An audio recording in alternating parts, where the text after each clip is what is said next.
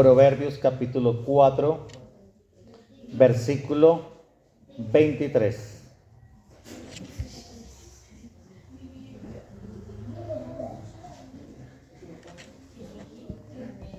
Nuevamente nos ponemos en reverencia a la palabra de Dios.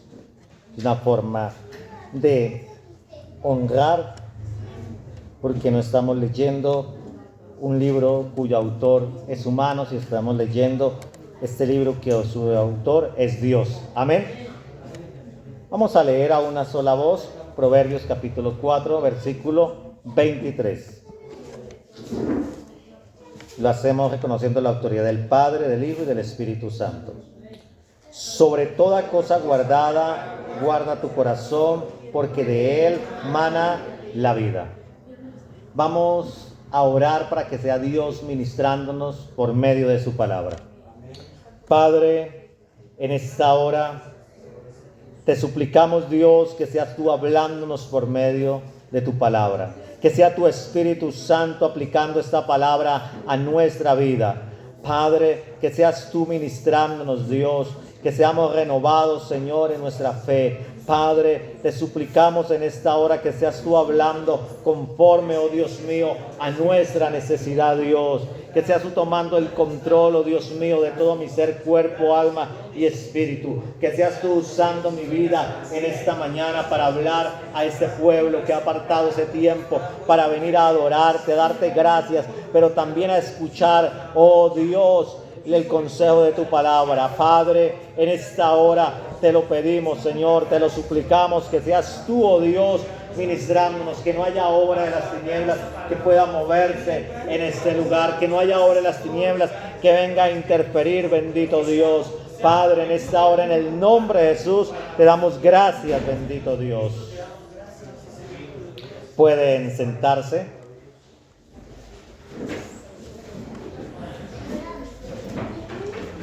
En esta mañana quiero hablar conforme al versículo que hemos leído. La importancia de guardar el corazón.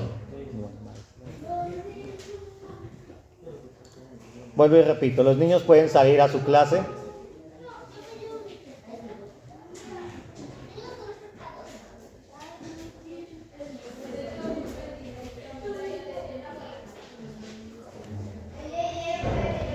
Y vamos a hablar sobre la importancia de guardar el corazón.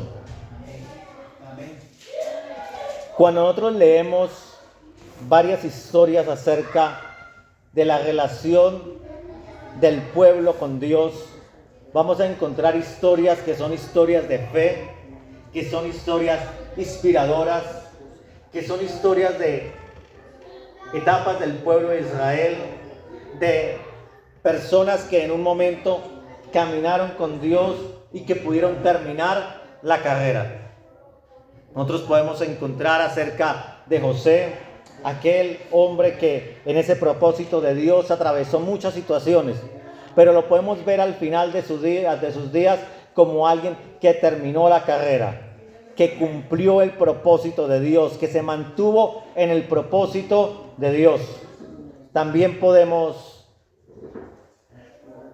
bendito es el nombre del Señor, también podemos encontrar a Caleb, un hombre que salió de Egipto, de donde Dios lo sacó, o sacó al pueblo de Israel con mano poderosa. Podemos ver cómo él se mantuvo aquellos 40 años en el desierto siendo fiel a Dios, y cómo a lo último él permaneció y recibió la bendición de parte de Dios. O sea, encontramos historias que son historias inspiradoras, historias que inspiran, que son un ejemplo. Encontramos historias como la de Daniel, que siendo muy joven es llevado cautivo a Babilonia, y cómo hasta sus últimos años se mantuvo completamente firme. Y así podríamos citar varios personajes de la historia bíblica en donde está mostrando la relación del pueblo con Dios. Pero también nosotros vamos a encontrar historias que son tristes, historias que son desgarradoras, historias que son un ejemplo del cuidado que nosotros debemos tener. Y vamos a encontrar historias como la de la misma generación que sale de Egipto, que es rescatada por Dios con mano poderosa. Esa es una historia que cuando nosotros leemos es una historia desgarradora, porque es la historia de un pueblo que vio los milagros de parte de Dios, que no le quedó ninguna duda que era Dios el que los estaba rescatando de Egipto. Al pueblo no le quedó ninguna duda, porque la salida fue una salida sobrenatural. Desde la manifestación del poder de Dios a través de las plagas que estaba derrotando cada uno de los dioses mitológicos que tenía Egipto. Desde el paso del mar en seco. Era la manifestación del poder de Dios. Era un pueblo que se podía decir que estaba caminando por vista y no por fe. Porque ellos no estaban caminando por fe prácticamente, sino por vista, porque ellos estaban viendo el poder de Dios. Ellos estaban viendo cómo Dios los dirigía en medio del desierto, cómo en el día venía la columna de nube sobre el tabernáculo y cómo de noche venía la columna de fuego. Era un pueblo que estaba dirigido por Dios, que sabía que Moisés entraba a hablar cara a cara con Dios para que le dijera exactamente lo que tenía que hacer. Un pueblo que fue sostenido en medio del desierto de una manera sobrenatural. No quedaba, al pueblo de Israel no le quedaba ninguna duda que estaba caminando con Dios. Pero es una historia desgarradora. Es una historia que cuando nosotros leemos atentamente nos impacta. ¿Y por qué nos impacta? Porque un pueblo que vio la mano de Dios, que vio el poder de Dios, que sobrevivió de una manera sobrenatural en el desierto en donde humanamente no se podía sobrevivir, que fue alimentado literalmente por Dios en el desierto a través del maná. Vamos a ver un pueblo que no permaneció. Vamos a ver un pueblo que se volvió atrás en su corazón. Vamos a ver un pueblo que quedó postrado en el desierto, que a pesar de ver los milagros, de ver el poder de Dios, de haber sido rescatados de la opresión, porque en Egipto estaban siendo oprimidos, estaban siendo maltratados. Era un pueblo que estaba en una de las peores etapas de la esclavitud a nivel de la historia. Pero este pueblo no pudo permanecer. Es un pueblo que quedó postrado en el desierto. Y cuando nosotros vamos a mirar en Hechos de los Apóstoles, cuando Esteban está dando aquel discurso magistral delante del Sanedrín, vamos a encontrar la respuesta. Y la respuesta que nosotros vamos a encontrar es porque ellos en su corazón se volvieron a Egipto. Vamos a encontrar que ese fue el problema de ellos, que en su corazón se volvieron a Egipto. No fue el problema de evidencia, no fue el problema de que ellos tal vez estaban dudando en su fe por una falta de evidencia, sino porque en su corazón se habían vuelto a Egipto. Nosotros llegamos al Nuevo Testamento, vamos a encontrar una historia muy similar. La historia de un hombre que caminó literalmente con Dios, que vio el poder de Dios, que vio los milagros de Dios, que fue partícipe del poder de Dios. O sea, participó del poder de Dios, ministró del poder de Dios, echó fuera demonios, hizo milagros. Y estamos hablando de Judas. Judas fue un hombre que caminó con Dios, que fue escogido para ser apóstol, que fue un hombre que participó del poder de Dios, que fue formado o fue enseñado por Dios mismo, porque aquella generación, los apóstoles, y los que estaban escuchando la predicación de Jesucristo, los que estaban caminando con Jesucristo, estaban caminando con Dios mismo. Porque es la segunda persona de la Trinidad, que se hace hombre, que adquiere una naturaleza humana, pero Jesús nunca dejó de ser Dios. Amén. O sea, estaba caminando con Dios, estaba siendo enseñado por Dios, estaba siendo partícipe del poder de Dios, porque en esa gran soberanía de Dios, en esa obra tan extraordinaria de Dios, Dios determinó que aquellos hombres y más adelante en la iglesia ministraran, transmitieran el poder de Dios, fueran mensajeros de Él. Nosotros miramos, podríamos decir, alguien con todas esas experiencias, ¿cómo es posible que se apartara de Dios? ¿Cómo es posible que terminara entregando a Jesús? Que lo terminara vendiendo por 30 monedas de plata. Si nosotros vamos a mirar, vamos a decir, ¿cómo es posible? ¿Cómo puede suceder que alguien haya hecho eso? Si nosotros miramos la historia de Judas, es para que Judas se hubiera mantenido firme toda su vida, para que toda su vida hubiera permanecido siendo fiel al Señor, para que hubiera renunciado absolutamente a todo por serle fiel a Él.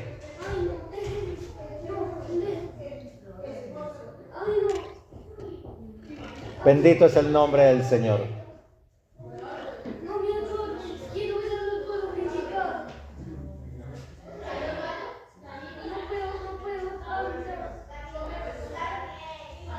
Bendito es el nombre del Señor.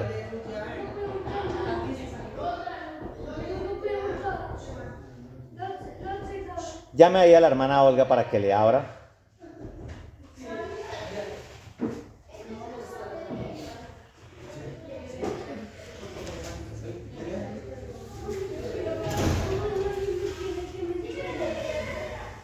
Bendito es el nombre del Señor. Seguimos hablando acerca de Judas. Y nosotros decimos, ¿cómo es posible? Es una historia que es una historia desgarradora. Es una historia en donde un hombre tuvo experiencias extraordinarias con Dios. Pero su final fue un final muy triste.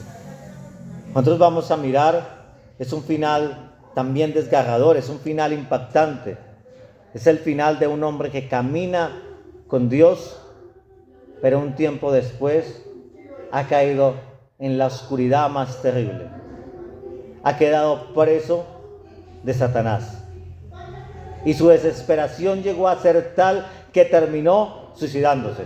Por eso es una historia triste, es una historia que cuando uno puede comenzar a leer sin saber el final de la historia de Judas, uno puede llegar a decir, este es un hombre que lo tiene todo para ser un instrumento útil en las manos de Dios, que es un hombre que puede contar o que tiene todo para contar una historia como la historia de Caleb, que se mantuvo firme y recibió la bendición a pesar de muchos años, que es un hombre que podía estar o se podía contar con el tiempo una historia como la historia de José. Bendito es el nombre del Señor. Hermana, que no lo deje salir más. Bendito es el nombre del Señor.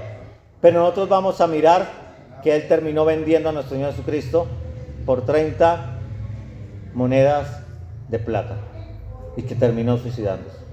Y avanzamos un poco más en la historia bíblica y vamos a llegar a la historia de un matrimonio, de un hogar que estaba en uno de los mayores avivamientos que nosotros vamos a encontrar en la historia de la iglesia, en donde los paralíticos se levantaban, en donde los ciegos veían, en donde los muertos resucitaban, en donde las personas se convertían por miles, en donde el poder de Dios era manifiesto de una manera extraordinaria. Estoy hablando de Ananías y Zafira. Que alguien podría decir, Lo que hace falta para que alguien permanezca en la iglesia es manifestaciones extraordinarias del poder de Dios.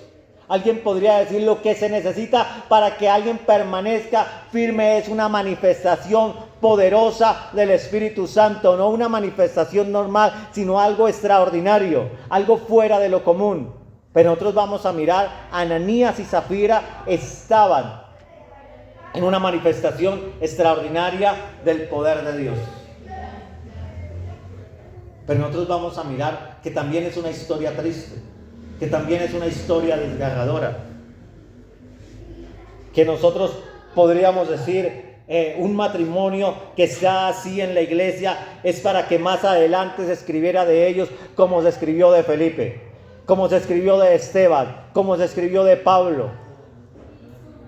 Hombres que fueron exitosos en la vida espiritual, que permanecieron firmes hasta lo último.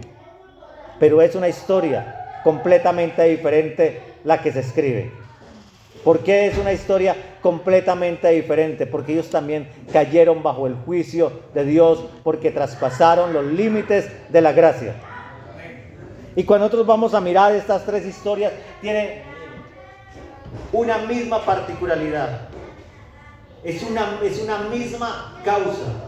Y la misma causa es que había algo en el corazón de ellos. El pueblo de Israel en su corazón se volvió a Egipto. Aunque estaban caminando en el desierto, en su corazón estaban deseando todo lo que practicaban en Egipto. Porque durante cada periodo de la historia de la humanidad hay naciones que son entregadas completamente al pecado, a la maldad, al libertinaje, a practicar toda clase de pecado. Y en ese momento una de las naciones en donde se practicaba el pecado de una manera desbordada era Egipto. Y el pueblo de Israel, aunque estaba caminando con Dios, aunque estaba viendo la gloria de Dios, aunque estaban caminando prácticamente por vista y no por fe en su corazón, estaban deseando estar en Egipto. Ellos deseaban volver a estar en medio del pecado, lo que destruye al pueblo de Israel y que se lleva a contar esa historia tan triste, no una historia de victoria como la historia de José, no una historia de victoria como la historia de Caleb, como la de Daniel, como la de Ananías, de Azarías. Es lo que había en el corazón de ellos. Es lo mismo de Judas. Judas caminaba con Dios, era partícipe del poder de Dios, pero en su corazón había algo que era la avaricia, porque la palabra de Dios relata que él sustraía, él era el tesorero del ministerio de nuestro Señor Jesucristo, y todas las ofrendas que le daban para sostener el ministerio de nuestro Señor Jesucristo era Judas el que las administraba. Pero Judas sustraía de aquel dinero que era dado para el sostenimiento del ministerio de nuestro Señor Jesucristo. Había avaricia en el corazón de él, lo que termina destruyendo a Judas y lo termina llevando a hacer un acto tan abominable como haber entregado al Hijo de Dios, como haber vendido al Hijo de Dios al Sanedrín para que fuera crucificado. Es que había avaricia en el corazón de él. Ese fue el problema, porque él estaba caminando con el pastor perfecto. Amén. Estaba escuchando la palabra perfecta. Era la manifestación perfecta del Espíritu Santo. No había ninguna excusa, porque humanamente no hay iglesia perfecta. Amén. Humanamente no hay un pastor perfecto. Humanamente siempre hace falta algo. Nos acercamos lo más que podemos al modelo bíblico, pero siempre hace falta algo en una iglesia porque está constituida por seres humanos. Está la manifestación del poder de Dios, que es perfecta. Está la palabra de Dios, que es perfecta, pero está integrada por seres humanos que fallamos, no a voluntad, no a propósito, pero fallamos. Amén. Pero en el caso de Judas no había esa posibilidad, porque era Dios mismo que estaba caminando con ellos. ¿Qué fue lo que lo destruyó a él? La avaricia que había en el corazón de Judas. El pueblo de Israel deseaba Egipto, deseaba el pecado. Nunca físicamente salieron. La presión en un momento de los egipcios sobre ellos, la presión física, la esclavitud, los llevó a seguir a Moisés, a clamar en un momento por liberación, por un cambio de vida para tener una comodidad, no de salir del pecado para caminar en la perfecta voluntad de Dios, sino por un bienestar momentáneo. Pero en su corazón seguían amando el pecado que se practicaba en Egipto. En el caso de Judas es la avaricia que está en el corazón. Y cuando nosotros vamos a mirar a Ananías y a Zafira, fue la hipocresía que había en ellos.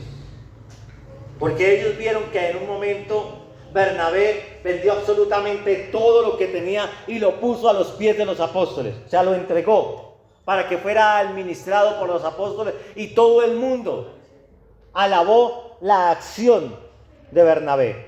Todo el mundo alabó lo que él había hecho. Entonces ellos, al ver esto, se pusieron de acuerdo. Vendieron una propiedad. No era una obligación, era algo que se estaba haciendo voluntariamente. No era una ley que se estaba dando, no era una imposición. Ellos hubieran podido decir: hemos vendido esta propiedad y queremos dar solamente una parte para el ministerio de los apóstoles. Lo podían hacer, pero ellos querían ser alabados, ellos querían impresionar, ellos querían el reconocimiento que había recibido Bernabé. Ellos estaban aparentando algo que no había en ellos. Y por eso es que Pedro le dice a Ananías: ¿por qué permitiste que Satanás llenara tu corazón y mintieses al Espíritu Santo? En la misma parte, es lo mismo. En las tres historias sucede lo mismo. Lo que los destruyó a ellos era lo que había en el corazón.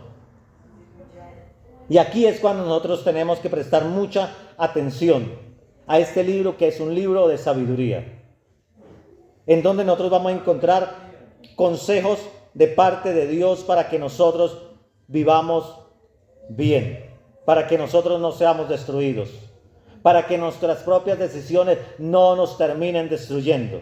Y aquí es en donde nosotros encontramos que sobre toda cosa guardada, guarda tu corazón, porque de él mana la vida. O sea, sobre todo lo que nosotros podemos estimar como algo precioso en nuestra vida, más que las riquezas, más que desarrollar nuestros talentos, es cuidar nuestro corazón. Y cuando la Escritura se refiere al corazón, yo debo detenerme acá para explicar algo. En nuestra cultura se habla del corazón para referirnos a las emociones. Y se separa el razonamiento de las emociones. Pero cuando nosotros vamos a leer en la Escritura, y sobre todo en el Antiguo Testamento, el corazón no solamente se está refiriendo a las emociones, sino se está refiriendo a los pensamientos, se está refiriendo al razonamiento, se está refiriendo absolutamente a todo lo que hay en nuestra mente. O sea, que en otras palabras, sobre toda cosa guardada, debemos guardar nuestra mente, debemos guardar nuestro pensamiento, debemos guardar nuestros deseos. Porque como lo dijo nuestro Señor Jesucristo, del corazón, o sea, de nuestro interior. Es más, esa distorsión que nosotros tenemos de corazón es por el movimiento poético de la modernidad. Cuando me refiero a la modernidad, estoy hablando de hace 200, 300 años, porque históricamente estamos en algo que llama la posmodernidad. Es de ese tiempo en donde se comienza a sacar esa palabra de corazón para referirse a las emociones. Por eso yo incluso ya tengo que hablar con todo el grupo de oración para no volver a cantar esa oración que dice: no creo con la mente, creo con el corazón. Porque no es conforme a la palabra de Dios. Yo creo en mi mente, amén. Yo creo en un Dios todopoderoso que hizo el cielo y la tierra, y cuando reflexiono a través del razonamiento, de la lógica, entiendo que es el Dios todopoderoso. Y si Dios tuvo el poder de crear el cielo y la tierra, las galaxias y también la complejidad más diminuta, porque hay una complejidad en lo más diminuto, hay una complejidad que no puede haber venido por azar. Entonces, cuando yo miro la creación, digo, si Dios creó el cielo y la tierra, creó lo más grande y lo más pequeño, hay una complejidad, ¿cómo no va a poder obrar un milagro en mi vida? Amén. Entonces, cuando la Escritura se refiere al corazón, se está refiriendo a todo nuestro interior, a nuestro razonamiento, a nuestros pensamientos, a nuestros deseos, a nuestros anhelos. Y aquí la palabra de Dios dice que sobre todas las cosas guardadas debemos guardar lo que hay en nuestro interior. Porque nuestro Señor Jesucristo claramente dijo que el hombre bueno del buen tesoro de su corazón sacaba buenas cosas.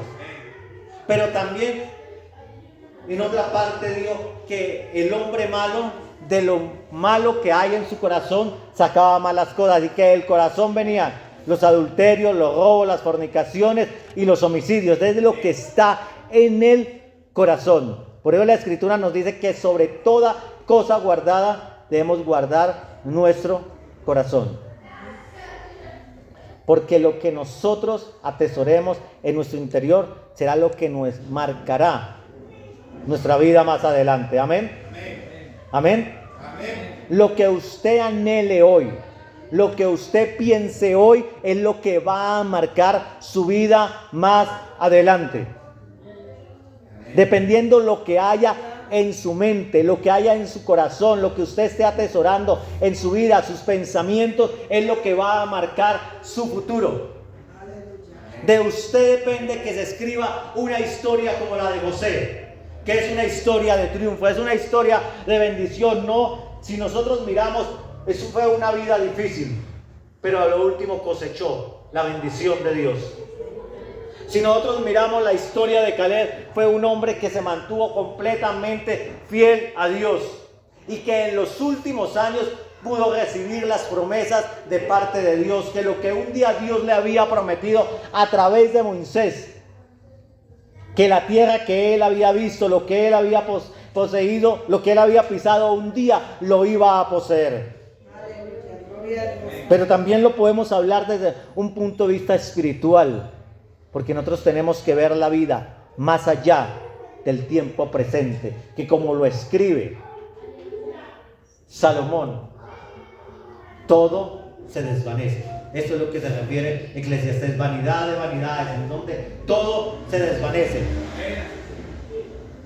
Nosotros tenemos que entender nuestra vida, como la explica el salmista, que nuestra vida es como la flor de la hierba, que hoy está el sol, pasa el viento y se marchita, y mañana no está. Nosotros tenemos que ver la vida más allá, que esto solamente es un abrir y cerrar de ojos, que solamente es un segundo de la eternidad. Esto es nuestra vida acá. Tenemos que verla más allá.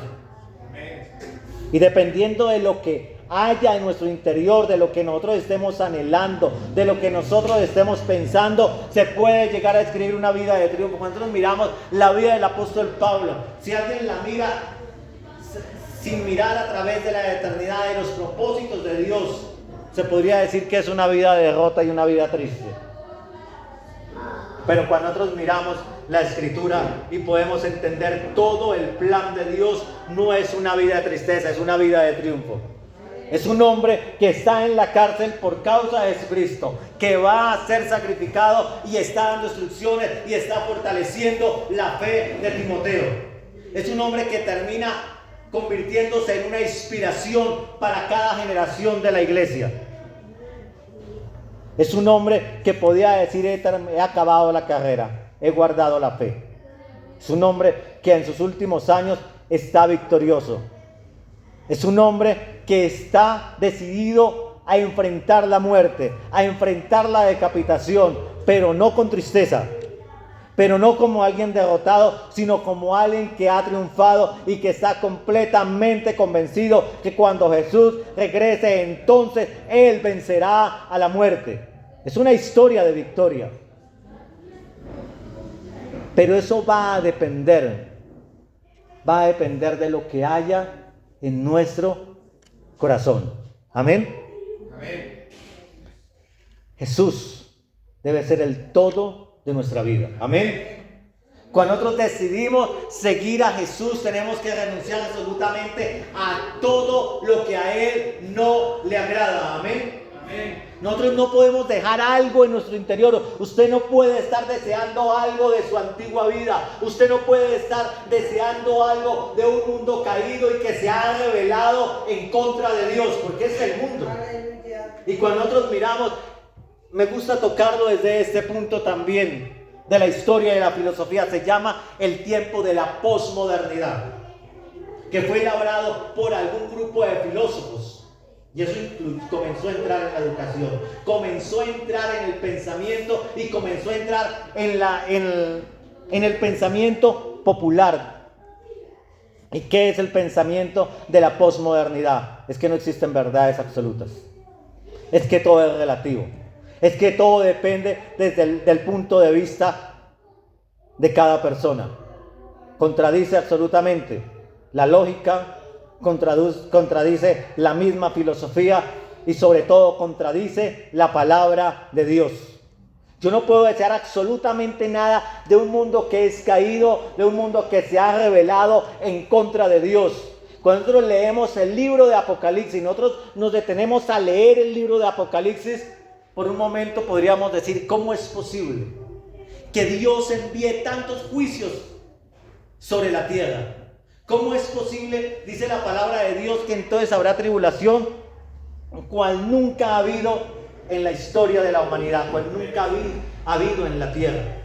Cuando uno lee el libro de Apocalipsis, es mezclar todas las historias de ficción que se han escrito, mezclarlas todas juntas, y es ver el sufrimiento más terrible. Y uno puede decir, ¿cómo es posible?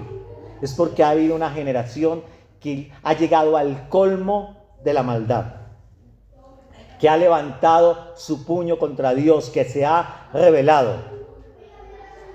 Por eso es que nosotros no podemos ser como el pueblo de Israel, que estemos caminando con Dios, porque Dios bendice. Amén.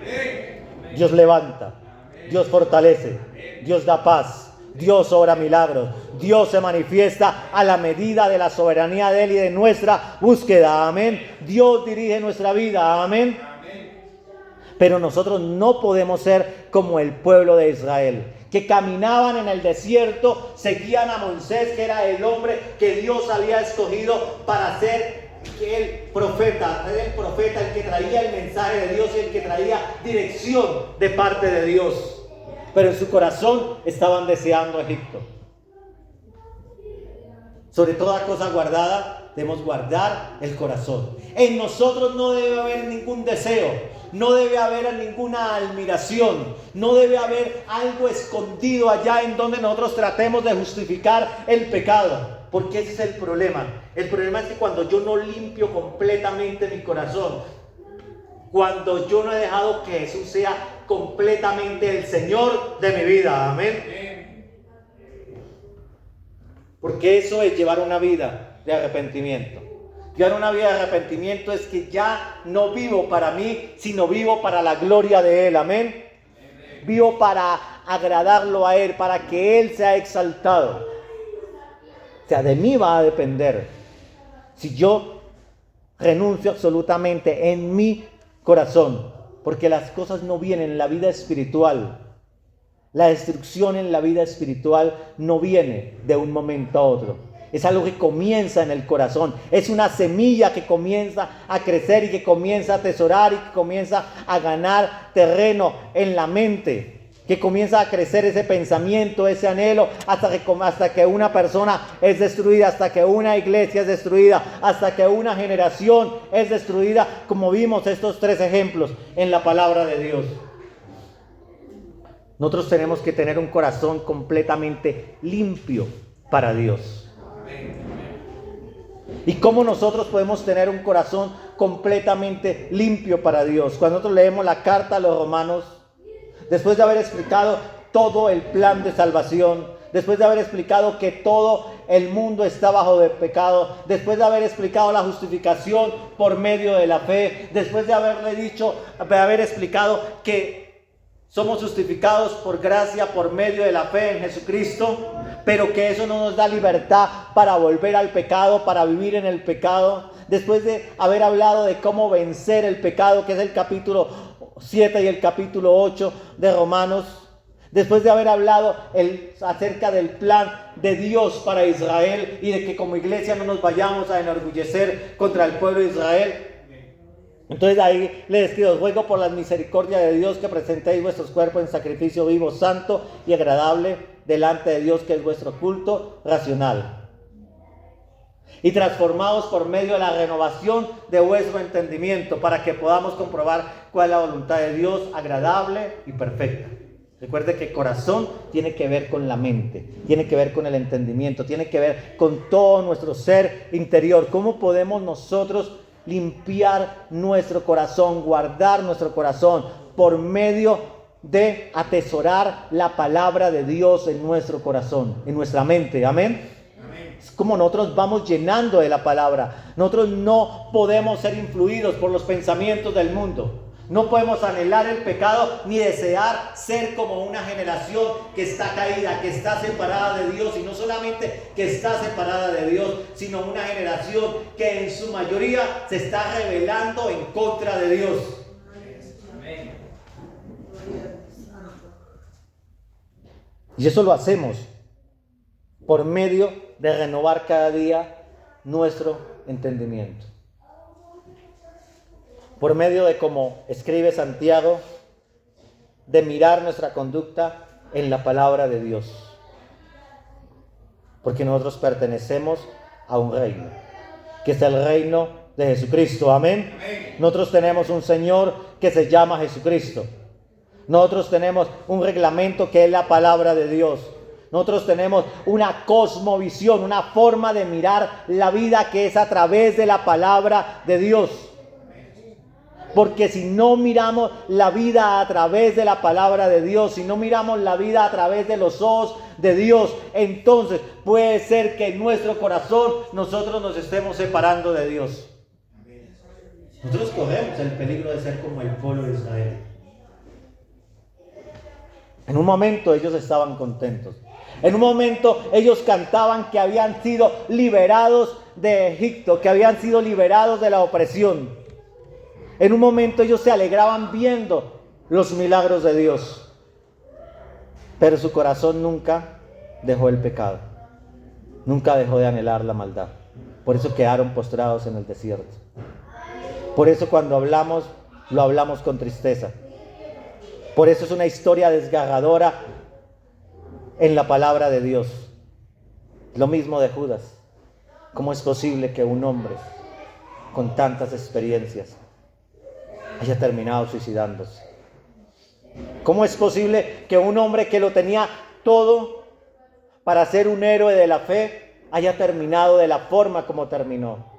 ¿Cómo es posible que un matrimonio que está en uno de los mayores avivamientos en la historia de la iglesia hubieran terminado bajo el juicio de Dios por lo que estaba en el corazón? Por eso nosotros tenemos que guardar lo que hay en nuestro corazón, porque lo que hay en nuestro corazón va a determinar nuestro futuro. Amén.